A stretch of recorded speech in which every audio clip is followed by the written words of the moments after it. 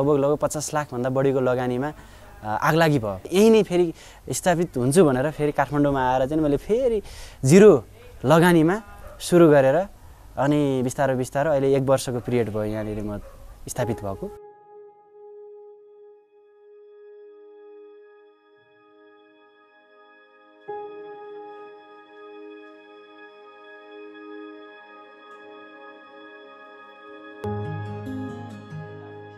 यिनी विजय सापकोटा हुन्। उमेरले 28 लागेका विजय मोरङका बासिन्दा हुन्। सानै उमेरमा अथवा भनौं स्कुले शिक्षा पूरा गर्दा नगर्दै उनी च्याउ खेतीमा आकर्षित भए।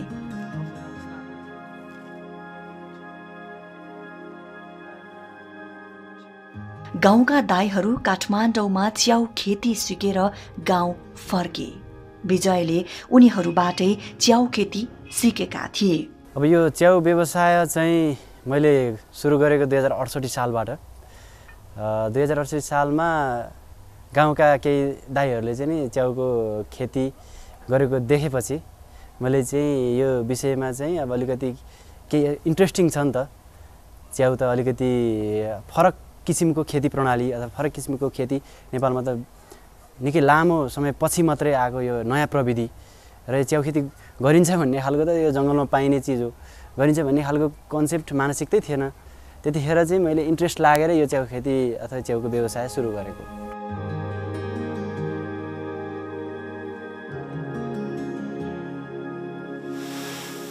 गाउँमा पराल, दाउरा, बाँस आदि सहजै पाइने नै भयो। च्याउका लागि आवश्यक पूर्वाधारमा यी चीजहरू आवश्यक पर्छन्। जस्तो अब सुरुमा त अब एकदमै सानो स्केलमा मैले 100वटा बलबाट सुरु गरेको। त्यतिखेर गर्दाखेरि उत्साही ढङ्गले उत्पादन भयो। त्यसबाट चाहिँ तपाईँको लगभग 400-500 केजी उत्पादन भयो। तर यसको चाहिँ के छ भने प्रविधि जटिल छ। एकचोटि नयाँ ठाउँमा सहजै उत्पादन गर्न सकिन्छ, तर त्यसलाई निरन्तरता दिनको लागि चाहिँ विभिन्न कठिनाइहरू हुन्छन्। त्यस पछाडि चाहिँ अब लगानी उत्साही ढङ्गले अलिकति बढाइयो होला, त्यतिखेर चाहिँ तपाईँको चाहिँ हतोत्साही हुनुपर्ने स्थिति आयो। तर पलायन चाहिँ भइएन। यसैबाट चाहिँ निरन्तर गर्दै अब एकचोटि भएन भने अर्कोचोटि हुन चाहिँ नि हुन्छ होला, अथवा चाहिँ नि तपाईँको केही यसमा कमी कमजोरी होला भन्दै सुधार्दै सुधार्दै सुधार्दै अहिले यो चाहिँ नि परिस्थितिसम्म आइपुग्यो। पहिलो पटक नै उनले निकै च्याउ फलाए, तर बजार थिएन। मानिसहरू च्याउ भनेपछि तर्सिन्थे, खाए मरिन्छ भन्थे। जंगली च्याउ खाएर मानिसहरूको ज्यान गएका समाचारहरू सुनाउँथे। तर तन्नेरी विजय यस्ता कुराबाट किन पछि हट्थे र? त्यतिखेर चाहिँ एकदमै चुनौतीपूर्ण थियो। त्यतिखेर च्याउ खाने चलन चल्ती पनि थिएन र चाहिँ क्षेत्री बाहुन समाजमा चाहिँ के भनिन्थ्यो भने च्याउ खाओस् न, बाहुनले च्याउको बात जानोस् भन्ने खालको उखान पनि थियो हैन। त्यतिखेर क्षेत्री बाहुनले च्याउ खानु हुँदैन भनिन्थ्यो। पछि गएर वैज्ञानिकहरूले, डाक्टरहरूले चाहिँ च्याउको महत्त्वको विषयमा, च्याउको चाहिँ नि परिकारहरूको विषयमा प्रचार प्रसार हुन थालेपछि चाहिँ आम उपभोक्ता सबैले खान थाले। त्यतिखेर मैले दिनको 30-40 केजीसम्म उत्पादन भएको थिएँ 100 बलबाट।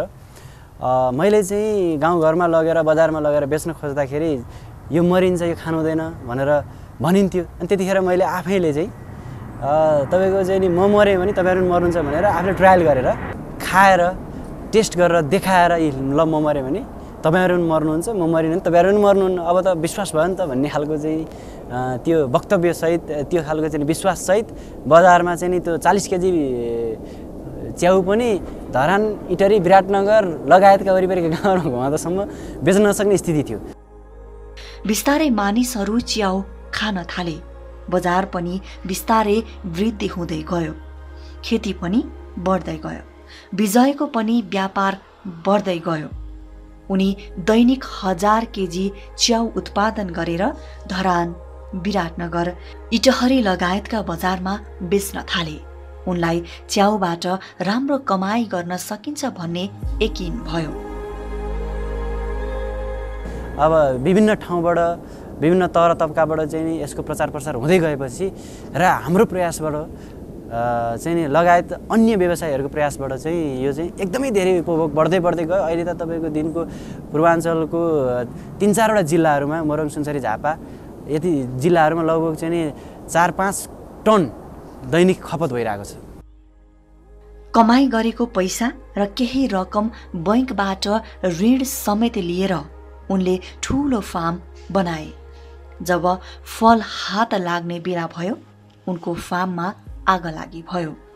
सपना चकनाचुर, तर च्याउको चस्का लागेका उनी हिम्मत हारेनन्। विजय काठमाडौँ आए। लगभग 50 लाखभन्दा बढीको लगानीमा आगलागी भयो मोरङमै च्याउको खेतीमा। त्यतिखेर लगभग मैले 30,000 बल च्याउ र त्यसमा लाग्ने 3-4 वर्षको लागि पराल प्लस त्यहाँ भएका पुरै संरचनाहरू र बिउहरू भएका स्टक सामग्रीहरू सबै चाहिँ जलेर नष्ट भयो। त्यतिखेर दुर्घटनावश आगलागी भएको थियो। त्यस पछाडि मलाई चाहिँ अलिकति आर्थिक कठिनाइ आइपरेपछि म अलिकति विचलित भएर फेरि तर यो क्षेत्रबाट यो पेसाबाट चाहिँ अथवा देशबाट विदेश जानुपर्ने स्थितिलाई चाहिँ नि अलिकति सङ्घर्ष गरेर यही नै फेरि स्थापित हुन्छु भनेर फेरि काठमाडौँमा आएर चाहिँ मैले फेरि जिरो लगानीमा सुरु गरेर अनि बिस्तारै अहिले 1 वर्षको पिरियड भयो यहाँनिर म स्थापित भएको।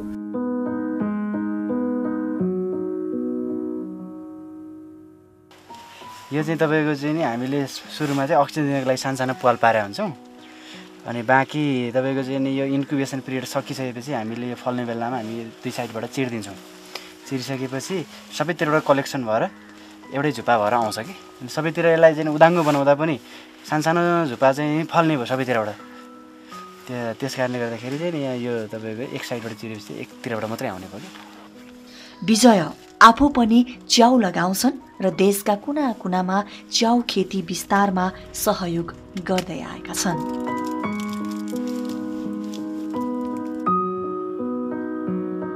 यो ललितपुरको झरुवा राशि हो। यही सन्तानेश्वर महादेवको ठिक तल उनको फार्म छ।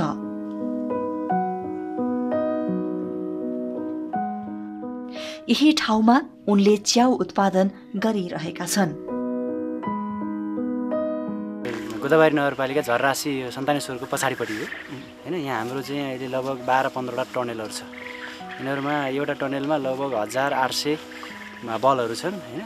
यसमा चाहिँ दैनिक हाम्रो उत्पादन अब कहिले तपाईँको चाहिँ नि 200 केजी, कहिले 500 केजी, कहिले चाहिँ 100 केजी, एभरेजमा भन्नुपर्दा चाहिँ लगभग 300 केजीको हाराहारीमा बजारमा जान्छ यो एक लटमा, एभरेजमा 2 महिनासम्म।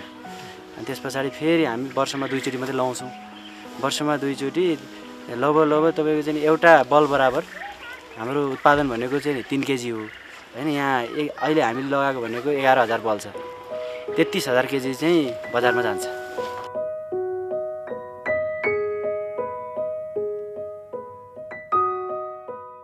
एकपटक सबै सम्पत्ति गुमाएका विजयले पहिलो वर्षमै ऋण तिरिसकेका छन्।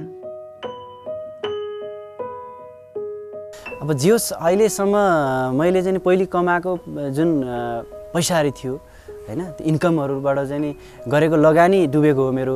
त्यसमा चाहिँ ब्याङ्किङ सेक्टरबाट अलिअलि लगानी त्यो डुब्यो। तर त्यो 1 वर्षको पिरियडमा मैले त्यो तिरि पनि सकेँ। अहिले चाहिँ म जियोस् बेसिक लेभलमा छु, जुन मलाई त्यस्तो चाहिँ नि पुरानो दायित्वहरू केही पनि छैन। हाल उनी ललितपुरको इमाडोलमा च्याउको बिउ उत्पादन गर्छन्। च्याउको बिउ उत्पादन प्रक्रिया निकै रोचक छ। ल हेरौँ विजयको च्याउको बिउ उत्पादन कारखाना।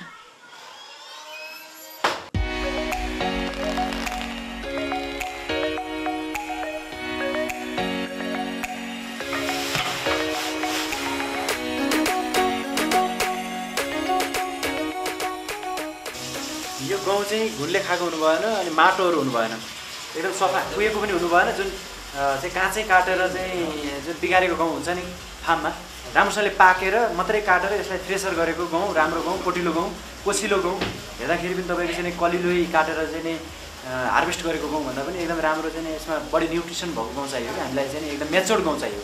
जुन गहुँमा चाहिँ घुनले खाएको छ भने त हामीले उसिन्दाखेरि त्यसमा पानीको मात्रा बढी हुन्छ, ल्यात्तो हुन्छ अथवा चाहिँ त्यो फुट्छ हैन। त्यस कारणले गर्दाखेरि ग्रेडिङ गरेको गहुँ सबभन्दा राम्रो हुन्छ। यदि ग्रेडिङ गरेको छैन भने पनि कमसेकम गहुँ चाहिँ सफा नफुटेको घुनले नखाएको गहुँ चाहिँ चाहिन्छ। हामी 50 केजीको गहुँलाई 50 देखि 55 लिटर पानी जो हाफ बोइल हुन्छ हैन, हामीलाई 70-80% मोइस्चर चाहिन्छ गहुँमा। त्यो मोइस्चर मिलाउनको लागि चाहिँ हामीलाई 55 लिटर पानी चाहिँ आवश्यक पर्छ।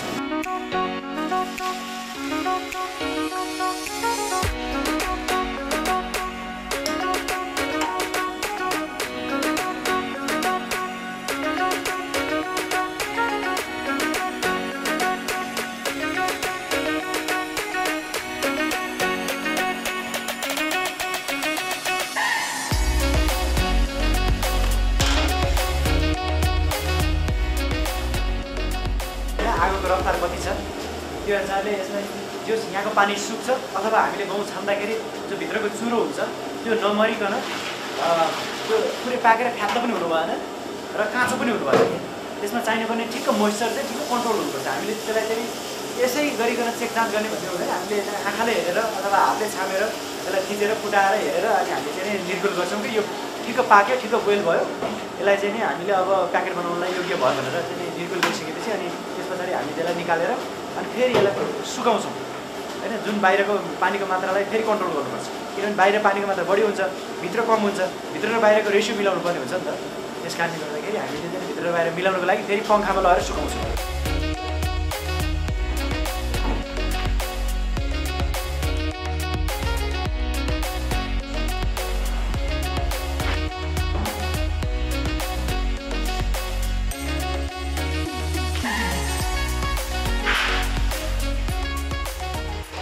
बिस्कुट सुकाए जस्तै तरिकाले लगेर चाहिँ पङ्खामा हामीले तिर्पल ओछ्याएर त्यो चाहिँ सर र बिस्कुट लगाएर अनि पङ्खा लगाइदिन्छौँ। अनि त्यस पछाडि लगभग आधी घन्टा जति सुकाइसकेपछि त्यसमा मोइस्चर बाहिरको र भित्रको कन्ट्रोल हुन्छ, मिल्छ र त्यस पछाडि हामी त्यसलाई प्याकेट गर्ने प्रक्रियामा गर्छौँ।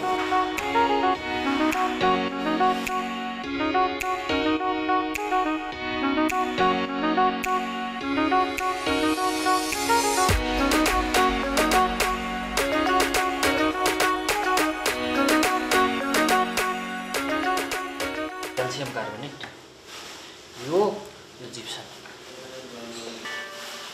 2 केजी जिप्सम क्या यो calcium 1 KG gypsum 1 KG total.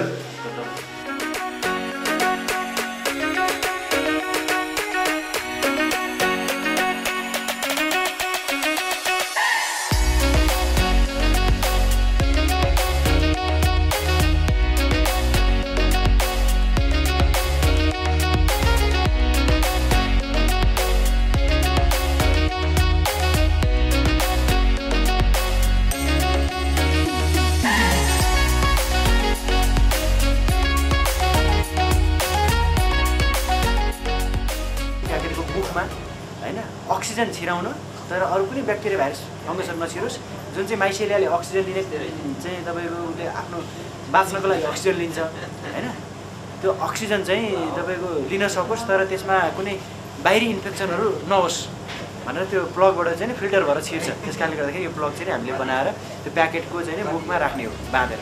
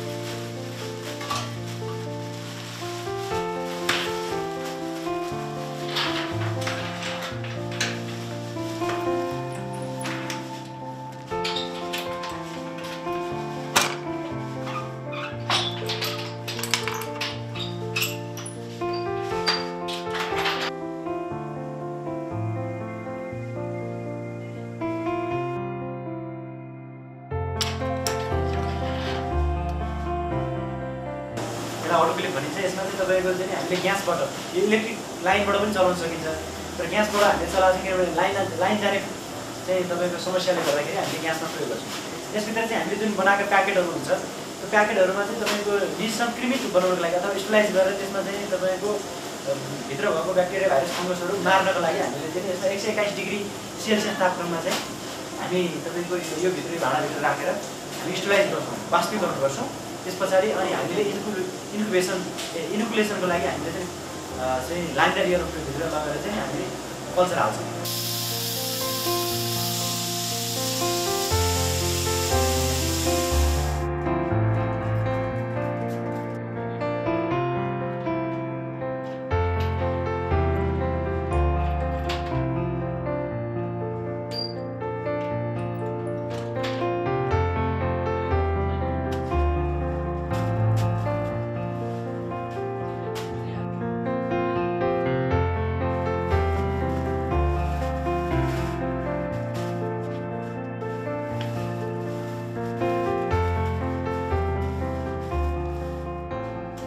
यो चाहिँ नि रेडी हुँदै गरेको कल्चर हो। हामीले चाहिँ नि यसलाई तपाईँको पहिले हामी प्योर कल्चर ल्याउँछौँ होइन, इन्डियाबाट अथवा कुनै देशबाट किनेर।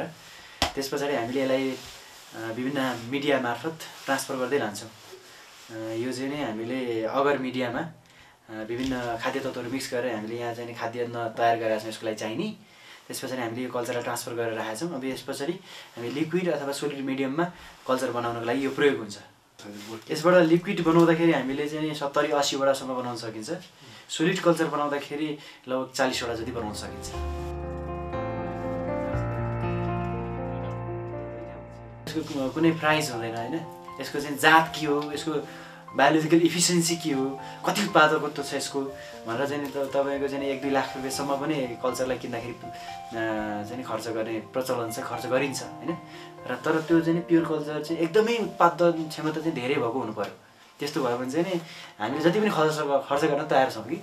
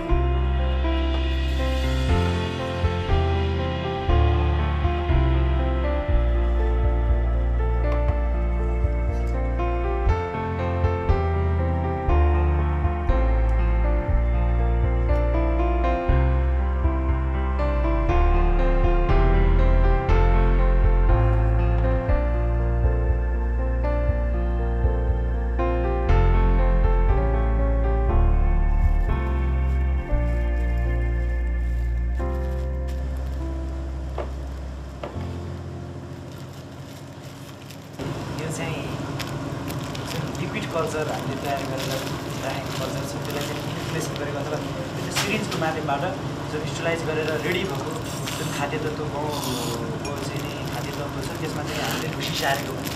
नेपाली भाषामा ठेट भाषामा भने ढुसी सारेको हामीले जुन ढुसी चाहिँ एकदम त्यो जुन खानेकुराहरू छ त्यसमा कुनै कन्टामिनेसन छैन।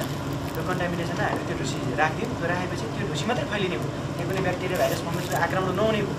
त्यस कारणले गर्दाखेरि अब हामीले त्यो एकदम सुरक्षित तरिकाले तपाईँले गरेको देख्नुभयो। त्यो चाहिँ नि किन चाहिँ सेफ्टी अप्नाएको भने यसलाई हामीले गुणस्तर मापदण्डहरू तयार चाहिँ सबै पुरा गरेर तयार गरेको बिउ मात्रै गुणस्तरीय हुन्छ। यदि हामीले लापरवाह तरिकाले गऱ्यौँ भने त्यो बिउ चाहिँ गुणस्तरीय हुँदैन। त्यस कारणले गर्दाखेरि यी सबै प्रक्रियाहरू अप्नाएर हामीले चाहिँ काम गर्छौँ।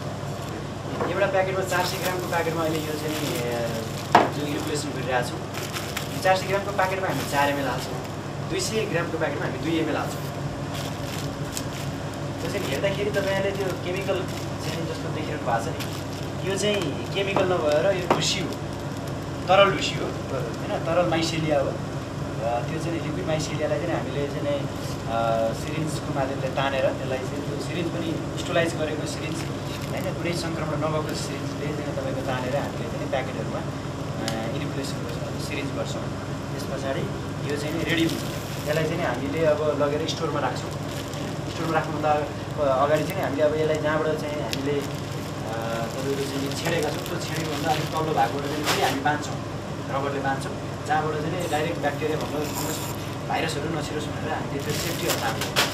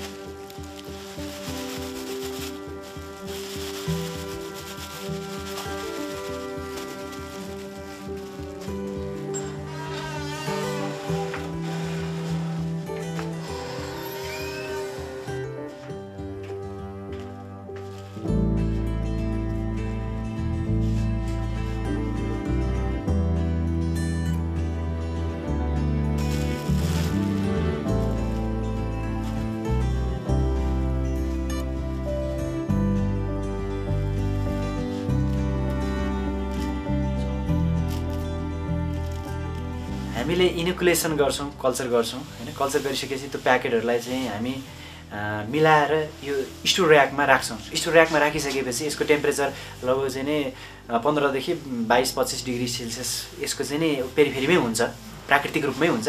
अनि त्यस पछाडि यो लगभग 10 देखि 15 दिनभित्रमा चाहिँ नि यो रेडी हुन्छ। यो माइसिलियाहरूसँग पुरै फैलिसकेर रेडी भइसकेपछि कुनै कन्टामिनेसन पनि आउन सक्छ। त्यस्तो कन्टामिनेसन आएकोलाई चाहिँ हामीले डम्पिङ गर्छौँ। बाँकी चाहिँ नि प्योर बिउहरूलाई चाहिँ नि हामीले चाहिँ ग्रेडिङ गरेर चाहिँ किसानको फार्मसम्म पठाउँछौँ।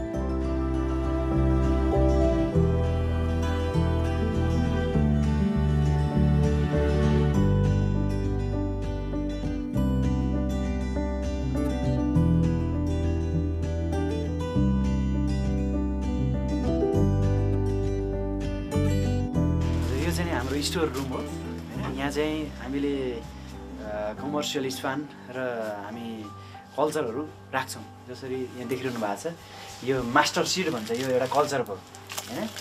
अब यो लिक्विड कल्चरबाट गरेको यो चाहिँ नि टर्सरी स्पान भन्छ हैन। यो बिउ हो, यो चाहिँ नि किसानको फर्ममा जाने। यो यिनीहरू चाहिँ नि बन्ने प्रक्रियामा चाहिँ लिक्विड स्पानहरू। यतापट्टिको बिउहरू छ, यो सोलिड कल्चरबाट तयार भएको बिउहरू। यो पुरै माइसिलियाहरू ढाकिसकेको छ, पुरै व्हाइट कलरमा देखिएको छ नि। यसमा कुनै अरू दाग धब्बाहरू केही पनि छैन। यो केही पनि दाग धब्बाहरू छैन भनेपछि यो बिउ चाहिँ एकदम प्योर छ, यसमा कुनै कन्टामिनेसन छैन। यहाँ कुहेको पनि छैन, यहाँ कुनै फङ्गसले आक्रमण पनि गरेको छैन, यहाँ ब्याक्टेरियाको आक्रमण पनि छैन हैन। यो चाहिँ अब हामी रेडी भइसक्यो। अब यसलाई हामी बजार लाने प्रक्रियामा छौँ। यो एकचोटि म्याच्योर्ड भइसकेपछि जस्तै यसलाई कुलिङ गरेर राख्न पनि सकिन्छ, कोल्ड स्टोरमा राख्न पनि सकिन्छ। तर लामो समयसम्म राख्न सकिँदैन, 2 महिनासम्म कोल्ड स्टोरमा राख्न सकिन्छ। यदि प्राकृतिक फर्ममा राख्ने हो भने तपाईँको लिक्विड कल्चरबाट तयार गरेको छ भने हामीले 1 महिनासम्म राख्न सकिन्छ म्याच्योर भइसकेपछि। जस्तो तपाईँको चाहिँ सोलिड कल्चर युज गरेको छ भने हामीले 15 दिनसम्म स्टोर गरेर किसानको फर्मसम्म चाहिँ कम्तीमा म्याच्योर भइसकेपछि 15 दिनसम्म चाहिँ पुग्नै पर्यो।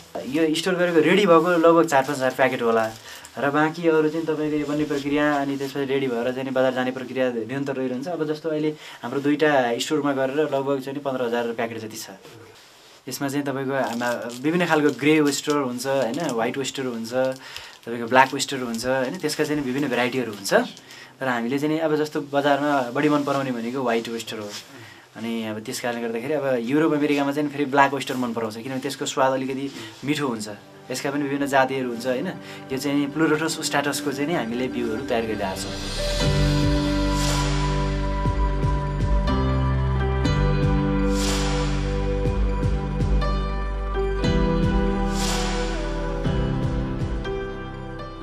केजीको 150 रुपियाँ पर्छ। अब हामीले त प्याकेटको हिसाबले बेच्छौँ, 30 रुपियाँ प्याकेट। त्यसको एभरेज रेट भनेको 30 रुपियाँ हो। त्यसमा तलमाथि केही हुन्छ। त्यसमा चाहिँ अहिले हामीले दैनिक रूपमा मैले चाहिँ विभिन्न जिल्लाहरूमा लगभग 30-35 वटा जिल्लाहरूमा जान्छ। तर रेगुलर यतै जान्छ यहीँ जान्छ भन्ने हुँदैन। जस्तो डिमान्डका आधारमा किसानहरूले मगाउनुहुन्छ अनि जहाँ जहाँ मगाउनुहुन्छ त्यहाँ त्यहाँ मैले पठाउने गरेको छु। 1 वर्षदेखि यता जियोस् एकदम सन्तोषजनक छ हैन। किनभने पहिलो कुरो त अब यो विगत लामो समयदेखिको एउटा अनुभव, त्यस पछाडि को त्यो चाहिँ नि मेरो कार्यदक्षता, जसले गर्दाखेरि आजको हिजोको ती घाटाहरूलाई चाहिँ नि आजको जुन दक्षता अथवा आजको कामले चाहिँ नि पूर्ति गरिरहेको छ। अहिले उनी कमाउन थालिसकेका छन्। उनको कमाई राम्रै छ। वर्षमा 18-20 लाख कमाउन उनलाई गाह्रो छैन। बजारमा किसानहरूको चाहिँ कुनै गडबडी अथवा चाहिँ हुनसक्ने सम्भावित दुर्घटनाहरू होइन, अप्रत्यक्ष विभिन्न खर्चहरू र प्रत्यक्ष लाग्ने खर्चहरू सहित कटाएर दिनको 5,000 को चाहिँ नि मैले क्यालकुलेसन गरेर रेट त्यो चाहिँ मेरो दिनको 5,000 इन्कम हुन्छ भन्ने कुरा चाहिँ ग्यारेन्टी नै जस्तो छ।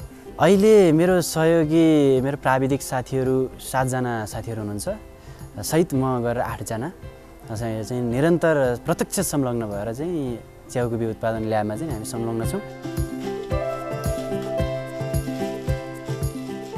उनी नियमित च्याउबारे अध्ययन गर्छन्। सिक्न आउने जो कोहीलाई निर्धक्क सिकाउँछन्। मेरो चाहिँ नि धर्म नै के हो भने मैले जानेको सिप होइन त्यसलाई चाहिँ मेरो हस्तान्तरण गर्नको लागि म जहिले पनि तयार छु। र कति साथीहरू यसमा चाहिँ नि मेरो हरेक ठाउँमा कन्फ्लिक्ट पनि छ कि साथीहरूले के भन्नुहुन्छ भने यो चाहिँ नि बिउ बनाउने चाहिँ कुराहरू सिकाउनु हुँदैन भनेर बिउ व्यवसायीहरूले मलाई चाहिँ अलिकति बढी प्रेसर दिनुहुन्छ होइन। तर म चाहिँ के भन्छु भने जहाँ बढी प्रतिस्पर्धा हुन्छ, जहाँ बढी चाहिँ नि टेक्नोलोजी हस्तान्तरण हुन्छ, त्यहाँ नयाँ कुराको जन्म हुन्छ होइन। र नयाँ कुराको जन्म हुनु भनेको बजार भनेको त कसैको बसमा कसैको चाहिँ नि तपाईँको चाहिँ नियन्त्रणमा रहने कुरा होइन होइन। यदि कोही सिक्न चाहँदैछ भने मैले सिकाइनँ भने त ऊ इन्डिया जान्छ, चाइना जान्छ, अर्को देश जान्छ, अथवा त्यो पैसा त अन्त जाने भयो नि त। दैनिक किसानहरूका फार्ममा डुल्छन्, सुधारका उपाय सिकाउँछन्। च्याउमा काम गरी स्वरोजगार बन्ने सोच भएका जो कोहीका लागि विजय एउटा सहयोगी पात्र हुन सक्छन्। मेरो सम्पर्क नम्बर 9841 73 73 7 एनटिसी र एनसेल 9810510141 एनसेलमा चाहिँ दिउँसोको समयमा जतिखेर पनि कल गरेर चाहिँ नि यसको बारेमा जिज्ञासा जानकारी अथवा यसका चाहिँ विभिन्न कुराहरूको चाहिँ विषयमा छलफलको लागि चाहिँ नि सम्पर्क गर्न सक्नुहुन्छ।